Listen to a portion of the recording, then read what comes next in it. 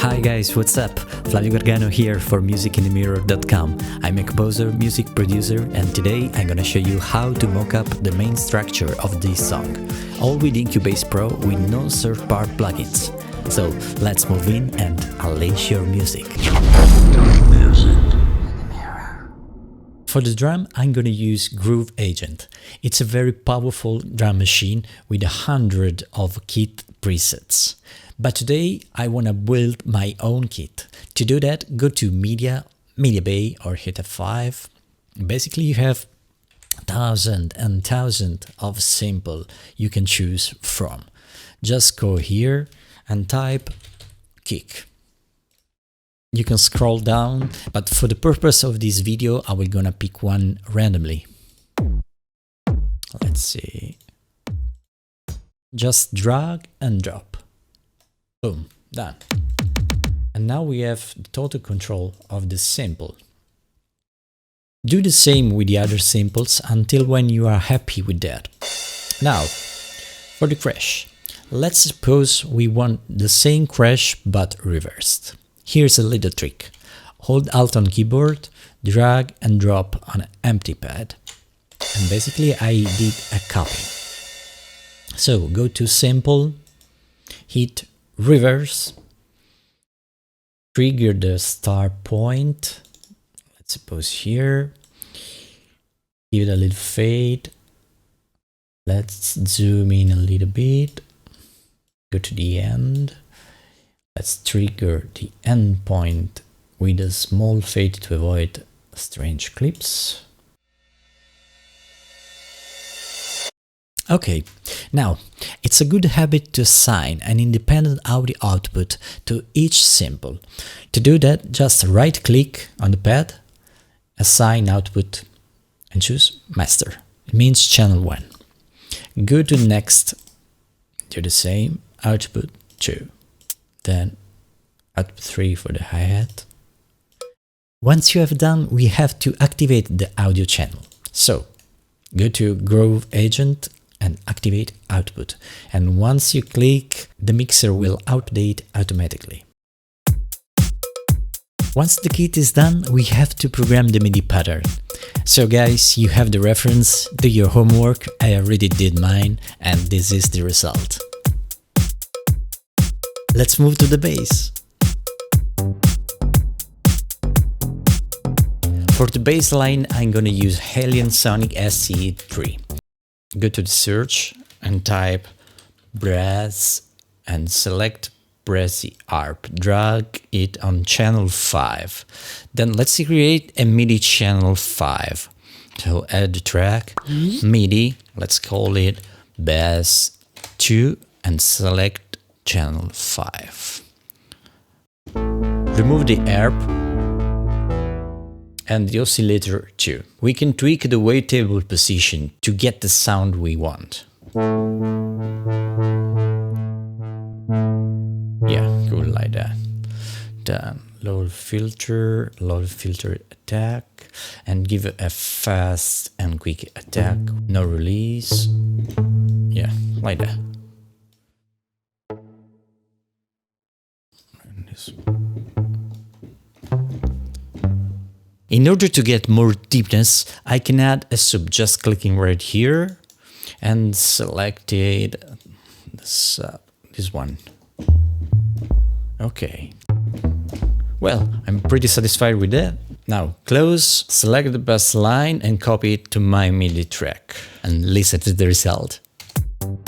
For the electric piano, I'm gonna use Alien Sonic that we already seen previously for the bass line sound. I'm gonna use the filter section here to spot the sound I want. So I go for a piano, electric grand, and I go for electric grand piano. Now I can load the sound in two ways, simply drag and drop, or I can choose an empty slot and double click. I'm gonna duplicate the electric piano MIDI track and mute the original one, so I can listen to my new sound. And don't forget to select the same MIDI channel. In this case, channel number 5. Solo the MIDI part and move to Edit section. Now, I'm gonna tweak a little bit the cutoff and remove the high frequency. like that. Then move to the effect section. Here we have 4 effects sent, and in each section you have 4 slots you can choose effects from. First, let me disable the previous effect and brand new one effects. I want to add a little saturation to give an analog mood to my sound. So choose distortion, distortion. And let me boost the gain. Select beat and select tube driver. You see, nothing happened. In order to hear the result, go to mixer and increase the value corresponding to the effects sent. Now go back in effects page, and now if you boost the sound, you can hear the difference. I don't want it too much. It's okay, just a little bit. Okay, move to the effects send 3 and select a reverb. Reverence. Decrease the size. Boost a little bit the level. Not too much. Okay. Now let's add a delay. Select delay, multi-delay. As you can see, to edit the effects parameters, just click on the E and these windows will change, showing the effects parameters. In the last slot, let's add a delay. So go for delay, multi-delay, and leave it as it is. Now let's go to mix section and tweak the return levels. Well, I just copy these settings. The target is to give a nice ambient to the piano sound. Of course, you can add effects later directly in the mixer channel, but it depends on the workflow you choose. Last but not least, we have to route our instrument on a separate channel. So let's say I want the output 2 and activate the output channel. You can do this in 2 ways. Simply going here on this small arrow, activate output number 2. Or in alternative, you can go here and select this small arrow, and here you can select the output. It's done for now. Let's move to the next instrument, the solo synth lead.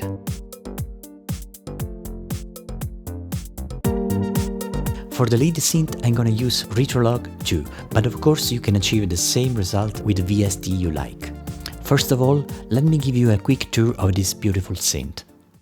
Here it is, the synth section. We have 3 oscillator, a sub, noise, the filter section, amplifier, modulators, and the metric section. We'll go back here in a while. In this tab we have the sequencer section and then the effects section. Today I want to show you how easy it is to create a cool lead synth sound starting from 0. So what we're gonna do is select the Retrolog track, right click and duplicate. Then go to the VST and in preset select initial. For the oscillator one, I leave it as it is. Now, what I want to do is to connect the LFO1 to the cutoff. So, left click and hold these 3 lines. Move to the cutoff and release as you see it turns green. Immediately you see the metric section updated and is telling us that the source, the LFO1, is connected now to the destination, the cutoff. That means that the cutoff behavior is now affected by the LFO1 settings. Check this out. Now I can decrease the cutoff a little and add a little resonance. And in order to have a warmer sound like analog vintage, I can add a little distortion, like that. I want the frequency to be synced to my tempo track, so I go to sync mode and select tempo. Choose 16 and check it out. Now, I want the LFO1 to start from the 0 point anytime I hit a key. To do that, go to the trigger and select each. Move to the oscillator 2, turn it on and select the square waveform. As you notice, the shape knob appears. Tweaking it, you can hear a small variation over the same waveform. Let's go between 4 and 5. And I want it to be an octave lower. Turn back on the oscillator 1. Let me increase the volume a little bit, and that's okay for now. Go to the effects section and turn on the delay. Leave it as it is and just decrease a little bit the mix, like that, just a touch. Next, go to the reverb, turn it on, decrease the room size and get rid of some high frequencies. Decrease the mix a little and... Okay, let's check the result. In the next and last part of this video, I'm gonna tell you how to make the sounds we created sits properly into the mix. So stay tuned, don't miss it, and unleash your music.